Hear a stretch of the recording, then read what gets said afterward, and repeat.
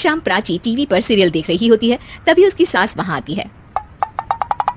अरे सीरियल में तो ऐसे मग्न है जैसे आज रात का खाना पड़ोसी आकर बनाएंगे। मुझे पता ही नहीं था आपने अपने बेटे की शादी पड़ोस में भी की हुई है।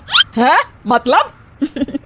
मतलब इस घर में सारा काम बहू ही करती है, आप तो सिर्फ खर्राटे मारती हैं। अच्छा जी, फिलहाल तो तुम आराम फरमा रही हो, चलो जाओ, ये मेरे टीवी देखने का समय है।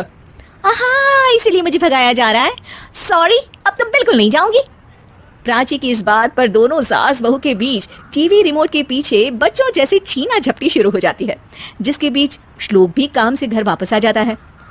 हाँ, आज मेरी चूहे बिल्ली की जोड़ी किस बात पर झगड़ रही है? अरे तेरी बीवी मुझे टीवी नहीं देखने दे रही। अरे तुम्हारी मम्मी मुझे खाना बनाने के लिए फोर्स कर रही है।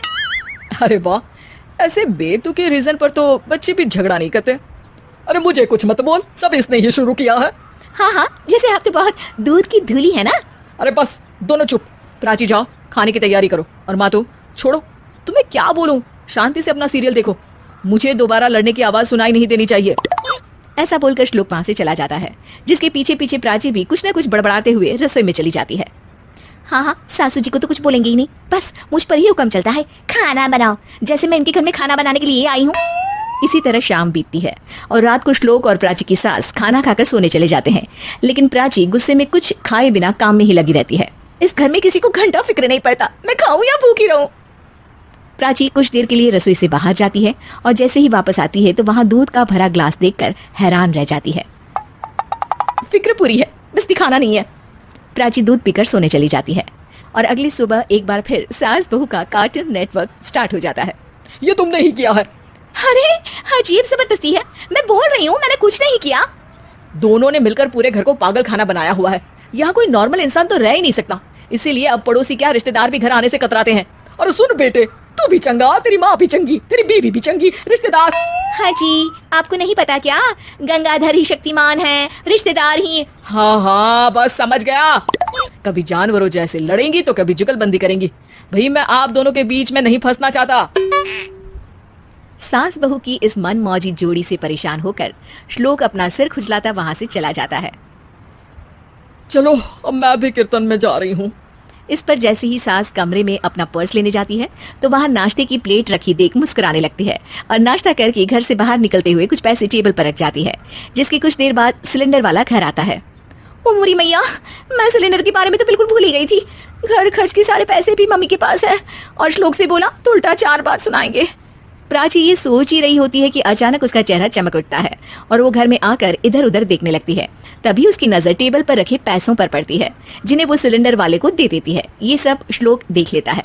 अच्छा बेटे, इतना बड़ा घोटाला, सबके सामने मैं तेरी दुश्मन और पीठ पीछे तेरी मेरी यारी। इस पर श्लोक एक प्लान बनाता है और शाम को सब एक साथ बैठे होने पर बोलने लगता है। माँ, तुम दोनों की बहुत लड़ाई होती है, इसलिए मैं सोच रहा हूँ कि प्राची को उसके घर छोड़ाऊं, इससे वो भी खुश रहेगी और तुम भी। अचानक श्लोक की ये बात सुनकर सास बहू शौक से उसकी तरफ देखती है। अरे ऐसे कैसे घर छोड़ाओगे, मुझे कहीं नहीं जाना। अरे तुमने बोला नहीं पर मैंने सुन लिया, तुम्हें मम्मी के साथ रहना अच्छा नहीं लगता, मुझे पता है। अरे वो अरे, जब बहू खुद कुछ काम बोले तो वो तुझे सुनता नहीं, और अब जो इसने बोला ही नहीं वो तू समझ गया। जब उसे नहीं जाना तो फिर जबरदस्ती क्यों कर रहा है? अच्छा, फिर आपको मौसी के घर छोड़ाता हूँ। बस अब आप दोनों एक घर में एक छत के नीचे नहीं रह सकती। मैं इस टॉम एंड जेरी की जोड़ी को और नहीं झेल सकता। है? ऐसे कैसे नहीं रह सकते? तुम्हें इतनी दिक्कत है तो तुम्हारा बोरिया बिस्तर पैक कर देती हूँ, लेकिन मम्मी जी कहीं नहीं जाएंगी। बिल्कुल यही सुनना था मुझे। अगर दोनों में इतना ही प्यार है फिर हर वक्त ये लड़ाई का नाटक क्यों करती हो?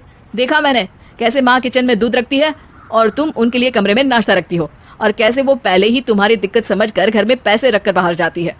अरे भाई, इतना ड्रामा तो डेली सोप में भी नहीं होता जितना तुम दोनों ने इस घर में फैलाया हुआ है। तू हमें टॉम एंड जेरी बोलता है ना, तो याद कर वो दोनों भी एक दूसरे को बाहर वालों की बुरी नजर से बचाने के लिए हमेशा सबके सामने लड़ते थे, लेकिन अकेले में दिक्कत के समय मदद भी तो करते थे। बस हमारा रिश्ता भी कुछ ऐसा ही है। और वैसे भी अगर सास बहू में तू मैं नहीं होती तो दुनिया वालों को कहानियां कैसे मिलेंगी?